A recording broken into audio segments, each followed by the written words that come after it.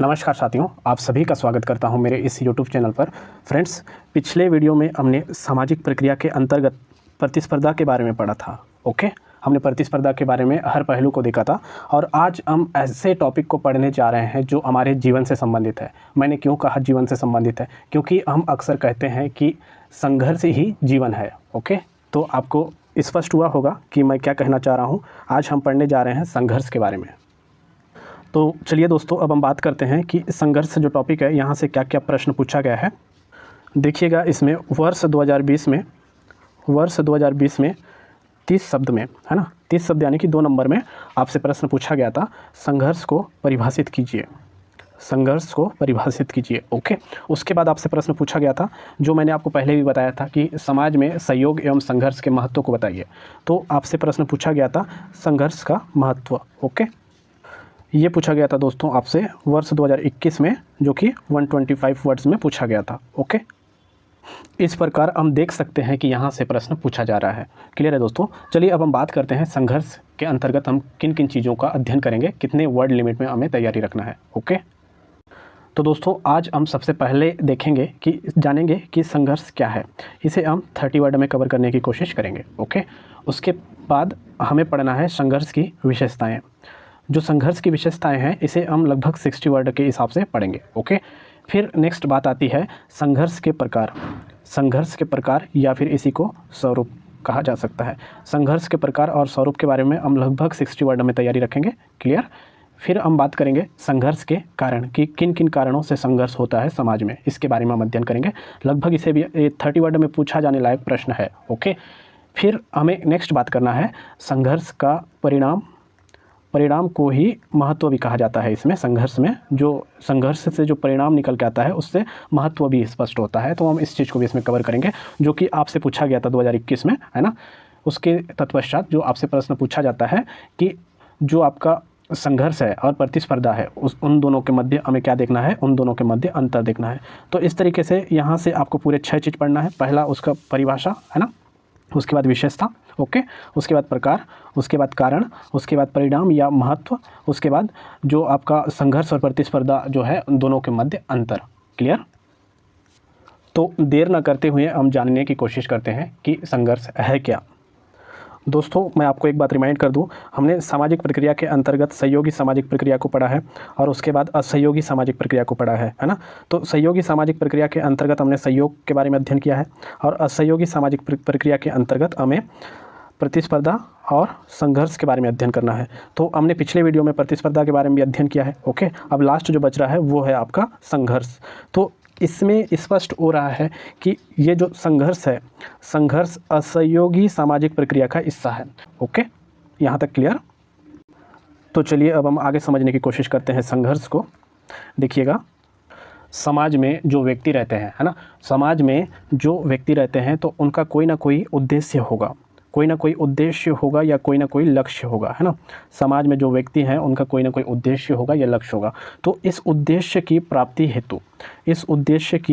हेतु बलपूर्वक या हिंसा की धमकी द्वारा दूसरे की इच्छाओं को दबाना या उनके उद्देश्यों की प्राप्ति में बाधा उत्पन्न करना संघर्ष कहलाता है। ओके, तो आपको ध्यान ये देना है कि समाज में जो व्यक्ति हैं उनका कोई ना कोई उद्देश्य होगा, तो उस उद्देश्य की प्राप्ति हेतु बलपूर्वक, ओके, बलपूर्वक या हिंसा की धमकी, ओके, ये वाला शब्द आना चाहिए, बलपूर्वक या हिंसा की धमकी द्वारा दूसरे की इच्छाओं को दबाना। क्लियर? मैं आपको स्पष्ट कर रहा हूँ संघर्ष के बारे में। तो देखिएगा, इसमें मैंने कहा कि समाज में जो व्यक्ति है उनका कोई ना कोई उद्देश्य होगा, जैसे कि हम सबका कोई ना कोई उद्देश्य है। ओके, तो उद्देश्य की प्राप्ति के लिए व्यक्ति क्या करेगा? उद्देश्य की प्राप्ति के लिए बलपूर्वक या हिंसा की धमकी द्वारा दूसरे की इच्छाओं को दबाने की कोशिश करेगा। तो इसमें जो पहला व्यक्ति है वो दूसरे व्यक्ति के उद्देश्यों की प्राप्ति के मार्ग में क्या करेगा? उद्देश्य की प्राप्ति के मार्ग में बाधा उत्पन्न करेगा। इसी को कहा जाता है संघर्ष। ओके, स्पष्ट हुआ होगा दोस्तों। चलिए मैं एक बार फिर से बता देता हूँ, जो संघर्ष है, संघर्ष क्या है? संघर्ष सामाजिक प्रक्रिया के अंतर्गत असहयोगी सामाजिक प्रक्रिया का एक स्वरूप है ना। समाज में जो मनुष्य निवास करते हैं उनका कोई ना कोई उद्देश्य होगा, तो उद्देश्य की प्राप्ति हेतु एक व्यक्ति के द्वारा, है ना, एक व्यक्ति के द्वारा बलपूर्वक या हिंसा की धमकी द्वारा दूसरे की इच्छाओं को दबाया जाता है। इसमें दूसरे की इच्छाओं को दबाया जाता है या उनके उद्देश्यों की प्राप्ति के मार्ग में क्या उत्पन्न किया जाता है, उनके उद्देश्य की प्राप्ति के मार्ग में बाधा उत्पन्न किया जाता है। ओके, और यह संघर्ष जो है दोस्तों, यह कैसा प्रक्रिया है, यह सार्वभौमिक प्रक्रिया है। सार्वभौमिक प्रक्रिया है कहने का मतलब है कि संसार के सारे समाज में संघर्ष पाया जाता है। ओके, तो आपके एग्ज़ाम पॉइंट ऑफ व्यू से अगर आपको 30 वर्ड में लिखना है तो इतना चीज़ पर्याप्त है दोस्तों। तो चलिए अब हम पढ़ने की कोशिश करते हैं कि किताब में क्या लिखा गया है, फिर उसके बाद हम 30 वर्ड में यहाँ से की पॉइंट निकालेंगे। ओके, चलिए दोस्तों पढ़ने की कोशिश करते हैं। देखिएगा आपका संघर्ष है, इसमें संघर्ष को सार्वभौमिक सामाजिक प्रक्रिया माना गया है। संघर्ष को सार्वभौमिक सामाजिक प्रक्रिया माना गया है, यानी कि प्रत्येक समाज में पाया जाता है संघर्ष। ओके, अपने उद्देश्यों की प्राप्ति के लिए बल प्रयोग या हिंसा की धमकी के द्वारा दूसरे की इच्छाओं को दबाना, जैसे कि मैंने आपको बताया है, या उनके उद्देश्यों की प्राप्ति के मार्ग में बाधा उत्पन्न करना ही क्या है, संघर्ष है।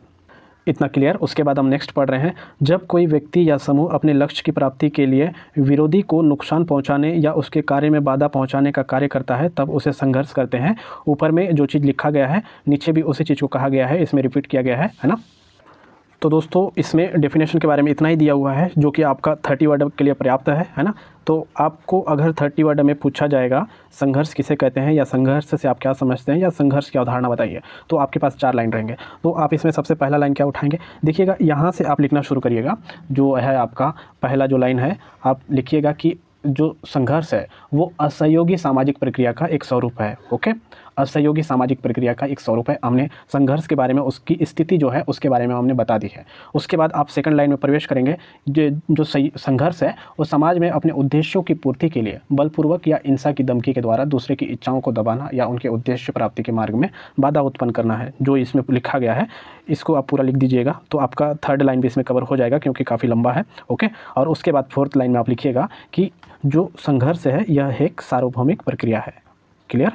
उसके बाद आपसे अगर आपके पास और स्पेस बच रहा है तो आप विशेषताओं से उठा सकते हैं, जैसा कि मैंने आपको प्रीवियस वीडियो में बताया है कि विशेषताओं से कैसे उठाते हैं, है ना। या फिर उस संघर्ष के प्रकार को भी लिख सकते हैं। जो चीज़ आपको देना था वो आप पहले दे चुके हैं, संघर्ष के बारे में डेफिनेशन दे चुके हैं। ओके, उसके तत्पश्चात आप विशेषताओं से उठाओ या प्रकार से उठाओ या महत्व से उठाओ, वो आपके ऊपर डिपेंड करता है स्पेस के अकॉर्डिंग। क्लियर है दोस्तों। तो चलिए अब हम नेक्स्ट देखते हैं हमें क्या पढ़ना है। इसमें संघर्ष की विशेषताओं के बारे में जानना है। ओके, देखिएगा संघर्ष की विशेषताओं के संबंध में यहाँ पर दिया हुआ है 5 पॉइंट दिया हुआ है। आपसे ज़्यादा संभावना है कि ये 30 वर्ड में पूछे। अगर 60 वर्ड में पूछेगा तो आपका ये यहाँ पे जो पॉइंट लिखा हुआ है इसको आपको क्या करना पड़ेगा, एक्सप्लेन करना पड़ेगा। ओके, एक लाइन में एक्सप्लेन कर देंगे तो आपका 5 से 6 या 7 लाइन जो भी है उसमें आ जाएगा। क्लियर है। तो चलिए अब हम समझने की कोशिश करते हैं संघर्ष की विशेषताएँ क्या क्या हैं। देखिएगा इसमें सबसे पहला लिखा हुआ है नुकसान पहुंचाने की प्रकृति। तो नुकसान पहुंचाने की प्रकृति इसीलिए है क्योंकि समाज में जो व्यक्ति हैं तो व्यक्ति अपने उद्देश्य की प्राप्ति हेतु दूसरे व्यक्ति को नुकसान या फिर दूसरे व्यक्ति के साथ हिंसा या फिर बल का प्रयोग करते हैं। तो इसलिए इसमें कहा गया है कि संघर्ष क्या है, संघर्ष नुकसान पहुँचाने की प्रकृति पर आधारित है। ओके, फिर उसके बाद हम नेक्स्ट विशेषता देख पा रहे हैं दोस्तों, व्यक्तिक प्रक्रिया। तो व्यक्तिक प्रक्रिया कहने से आशय है दोस्तों कि संघर्ष में व्यक्तियों का जो ध्यान है ना, संघर्ष में व्यक्तियों का ध्यान लक्ष्य पर केंद्रित ना होकर किस पर केंद्रित रहता है, प्रतिद्वंदी पर केंद्रित रहता है। उनका जो विरोधी है, उनका जो अपोजिट जो पक्ष है उन पर इनका जो ध्यान रहता है वो केंद्रित रहता है, लक्ष्य पर केंद्रित नहीं रहता है। तो इस वजह से इसमें कहा गया है कि संघर्ष कैसी प्रक्रिया है, संघर्ष व्यक्तिक प्रक्रिया है। ओके, नेक्स्ट हम देख रहे हैं चेतन प्रक्रिया। चेतन प्रक्रिया कहने का आशय है कि जिसमें व्यक्तियों को एक दूसरे की गतिविधियों का पूरा ध्यान रहता है। क्लियर है। नेक्स्ट विशेषता हमारे सामने है अनिरंतर प्रक्रिया। अनिरंतर प्रक्रिया कहने का आशय है दोस्तों कि जो संघर्ष है कभी भी निरंतर नहीं चलता है बल्कि रुक रुक कर चलता है ना। अगर निरंतर चलने वाली प्रक्रिया होती तो समाज का भी अस्तित्व नहीं रहता। ओके, तो ये अनिरंतर प्रक्रिया है, रुक रुक कर चलता है। क्लियर है। फिर नेक्स्ट इसमें हम देख रहे हैं संघर्ष एक सार्वभौमिक प्रक्रिया है। जैसा कि हमने पहले देखा है संघर्ष एक सार्वभौमिक प्रक्रिया है क्योंकि दुनिया के प्रत्येक समाज में कम या अधिक मात्रा में क्या पाया जाता है, कम या अधिक मात्रा में भी संघर्ष पाया ही जाता है। ओके, तो इस तरीके से हमने संघर्ष की विशेषताओं को देखा है। और आप इसमें एक चीज़ और ऐड कर सकते हैं अगर आपके पास स्पेस रहेगा, अगर 60 वर्ड में पूछेगा। जैसे कि हमने देखा है कि हमने सहयोग के बारे में पढ़ा है, प्रतिस्पर्धा के बारे में पढ़ा है, अब आज संघर्ष के बारे में पढ़ रहे हैं। सब में एक चीज़ कॉमन है, उस चीज़ को विशेषताओं में लिख सकते हैं कि संघर्ष में 2 या 2 से अधिक व्यक्तियों का समूह होना आवश्यक है। तो इसको लिख सकते हैं अगर आपके पास स्पेस रहेगा, है ना। जैसे कि हमने सहयोग में भी पढ़ा था, उसके बाद फिर हमने प्रतिस्पर्धा में भी पढ़ा था कि 2 या 2 से अधिक व्यक्तियों का या समूह का होना आवश्यक है। तो वो चीज़ इसमें भी लागू होता है ना। अगर मान लो आपसे 30 वर्ड में पूछा तो आप केवल पॉइंट्स लिखेंगे तो पर्याप्त है। अगर आपका जो 60 वर्ड में पूछा तो आपको थोड़ा एक्सप्लेन करना पड़ेगा। जैसे कि इसमें नुकसान पहुंचाने की प्रक्रिया है तो इसको कैसे एक्सप्लेन करेंगे। नुकसान पहुंचाने की प्रकृति लिख दिया, उसके बाद आप डेस करके आप लिखेंगे कि इसमें जो एक दूसरे को हिंसा की धमकी, आक्रमण, क्षति पहुंचाने की कोशिश करते हैं। ओके, फिर उसके बाद जैसे व्यक्तिक प्रक्रिया है, इसमें आप डेस करके लिखेंगे कि संघर्ष में व्यक्तियों का ध्यान जो है लक्ष्य पर केंद्रित ना होकर प्रतिद्वंदी पर केंद्रित होता है, ऐसा लिख सकते हैं। चेतन प्रक्रिया है, चेतन प्रक्रिया में भी डेस करके लिख सकते हैं कि जिसमें व्यक्तियों को एक दूसरे की गतिविधियों का पूरा ध्यान रहता है। ओके, फिर अनिरंतर प्रक्रिया है, तो कभी भी निरंतर नहीं चलता है संघर्ष, बल्कि रुक रुक कर चलता है, करके आप पूर्ण विराम लगा दीजिएगा। ओके, उसके बाद नेक्स्ट जो है सार्वभौमिक प्रक्रिया है, तो आप उसमें लिख सकते हैं कि दुनिया के प्रत्येक समाज में कम या अधिक मात्रा में संघर्ष पाया जाता है। क्लियर है दोस्तों? तो उम्मीद कर रहा हूँ संघर्ष को आपने समझा होगा, है ना। तो चलिए अब हम पढ़ते हैं संघर्ष के प्रकार या स्वरूप। देखिएगा दोस्तों, संघर्ष को मुख्य रूप से 2 भागों में विभाजित करके देखा जाता है। मुख्य रूप से 2 प्रकार हैं।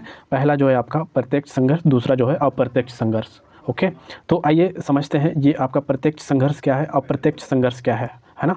तो पहला देखेंगे हम प्रत्यक्ष संघर्ष, दूसरा देखेंगे अप्रत्यक्ष संघर्ष। ओके दोस्तों, प्रत्यक्ष संघर्ष में देखिएगा जिसमें संघर्षरत व्यक्ति या समूह है ना, जो संघर्षरत व्यक्ति या समूह है तो उनको प्रत्यक्ष रूप से देखा जाता है। संघर्ष करते हुए उनको प्रत्यक्ष रूप से देखा जाता है। जैसे कि मैं आपको उदाहरण दूं, आपको उदाहरण बता रहा हूं, जैसे मारपीट, है ना, मारपीट, युद्ध करना, है ना, दंगे, ये सब किसके उदाहरण है? ये सब प्रत्यक्ष संघर्ष के उदाहरण है। अगर मैं बात करूं अप्रत्यक्ष संघर्ष का, तो अप्रत्यक्ष संघर्ष में क्या होता है, जो प्रतिद्वंदी पक्ष है ना, प्रतिद्वंदी पक्ष एक दूसरे के संपर्क में आए बिना, एक दूसरे के हितों में क्या करते हैं, एक दूसरे के हितों में बाधा डालने की कोशिश करते हैं। अगर मैं इसका उदाहरण दूं तो विभिन्न राष्ट्रों के मध्य चलने वाली जो शीत युद्ध होती है, ओके, विभिन्न राष्ट्रों के मध्य चलने वाली जो शीत युद्ध होती है वो अप्रत्यक्ष संघर्ष का बेहतर उदाहरण है, क्योंकि इसमें जो प्रतिद्वंदी पक्ष है एक दूसरे के संपर्क में नहीं आते हैं, लेकिन एक दूसरे को कमज़ोर करने की कोशिश करते हैं। क्लियर है दोस्तों? तो उम्मीद कर रहा हूँ संघर्ष के प्रकार से आप रूबरू हो गए होंगे। चलिए नेक्स्ट हम बात करते हैं संघर्ष के कारण, है ना। देखिएगा इसमें संघर्ष के कारण, ये आपसे 30 वर्ड में पूछा जा सकता है। देखिएगा दोस्तों, संघर्ष के कारण में पहला कारण दिया हुआ है व्यक्तिगत भिन्नता।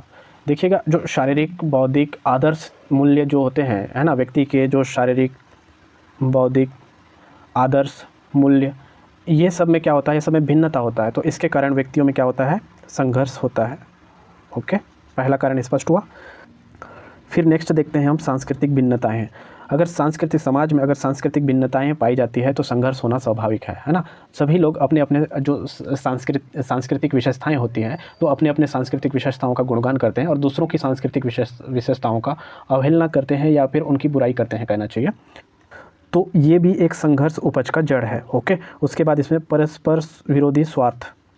परस्पर विरोधी स्वार्थ कहने का आशय है कि दोनों व्यक्तियों का स्वार्थ क्या है, अलग अलग है। दोनों व्यक्तियों का स्वार्थ अलग अलग है, तो इसमें हिंसा, बल, धमकी का प्रयोग किया जाएगा और आपका संघर्ष का जन्म होगा। क्लियर? नेक्स्ट विशेषता हम पढ़ रहे हैं सामाजिक परिवर्तन। देखिएगा जब सामाजिक परिवर्तन होता है तो अनुकूलन की समस्या आती है।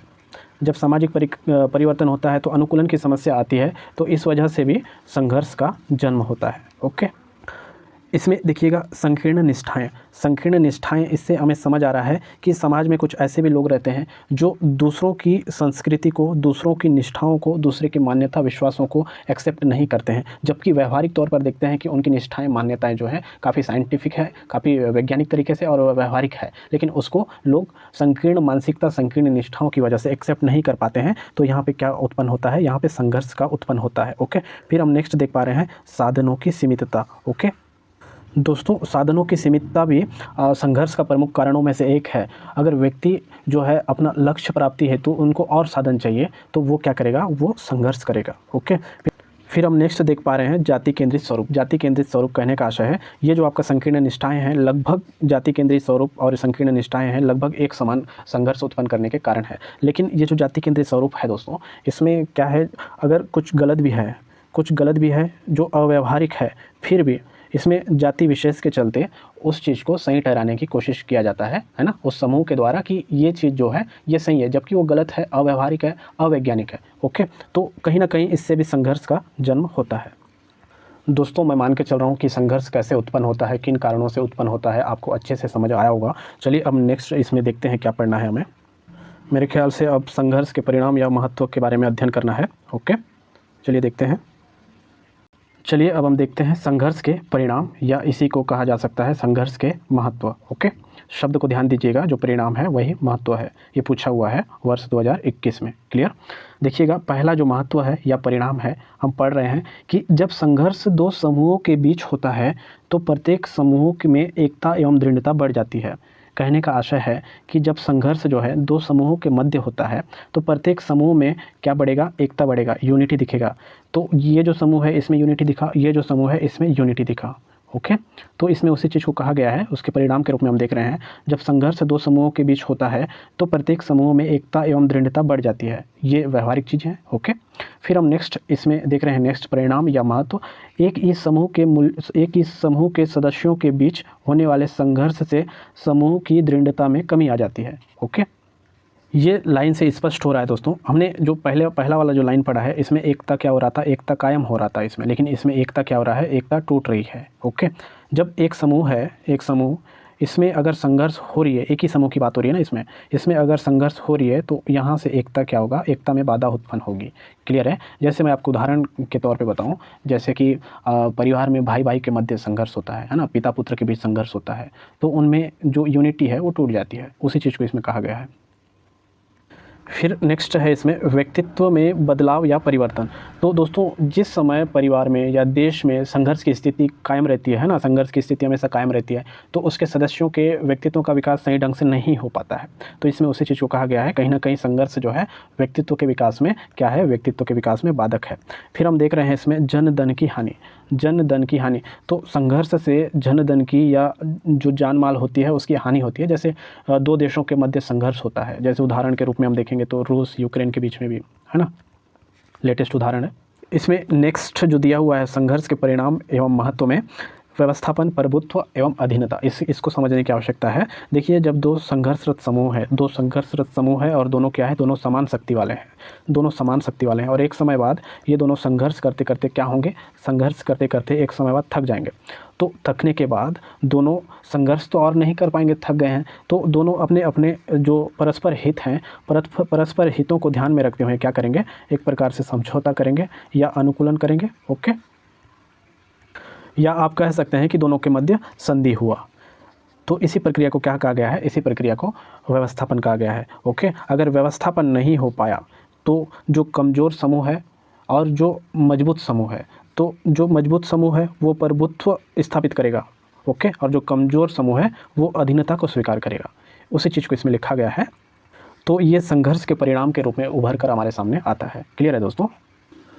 चलिए अब हम संघर्ष और प्रतियोगिता में अंतर देखेंगे। प्रतियोगिता कहो या प्रतिस्पर्धा कहो एक ही चीज़ है। और इसमें जो दिया हुआ है 100 वर्ड्स, तो 100 वर्ड्स जो है पहले के पैटर्नों को ध्यान में रखे हुए इसमें दिया हुआ है। 2018 से पहले जो था उसमें बड़ा क्वेश्चन बनने की संभावना थी, लेकिन अब इसमें नहीं है। अभी वर्तमान पैटर्न को ध्यान में रखें तो यहाँ से आपका 30 वर्ड में बन सकता है और 60 वर्ड में बन सकता है। 60 वर्ड में बन सकता है कहने का आशय है कि आपका जो ये है आपका 6 से 7 पॉइंट आपको निकाल के रखना है। क्लियर। तो चलिए अब हम पढ़ते हैं संघर्ष और प्रतियोगिता में क्या अंतर है या प्रतिस्पर्धा में क्या अंतर है। देखिएगा सबसे पहला जो अंतर इसमें कहा गया है, संघर्ष जो होता है व्यक्तिक होता है और प्रतियोगिता जो होता है वो अवैक्तिक होता है। इसमें व्यक्तिक और अवैक्तिक क्या है उसके बारे में मैं नहीं बताऊंगा, क्योंकि आपको मैं विशेषताओं में डिटेल से बता चुका हूँ। ओके, मैं की पॉइंट को ही इसमें अंडरलाइन करते जाऊँगा। दूसरा आप इसमें देख रहे हैं कि संघर्ष जो है चेतन प्रक्रिया है और प्रतियोगिता जो है अचेतन प्रक्रिया है। ओके, तीसरा आप देख पा रहे हैं इसमें संघर्ष में अक्सर हिंसात्मक तरीके को अपनाया जाता है। क्लियर है।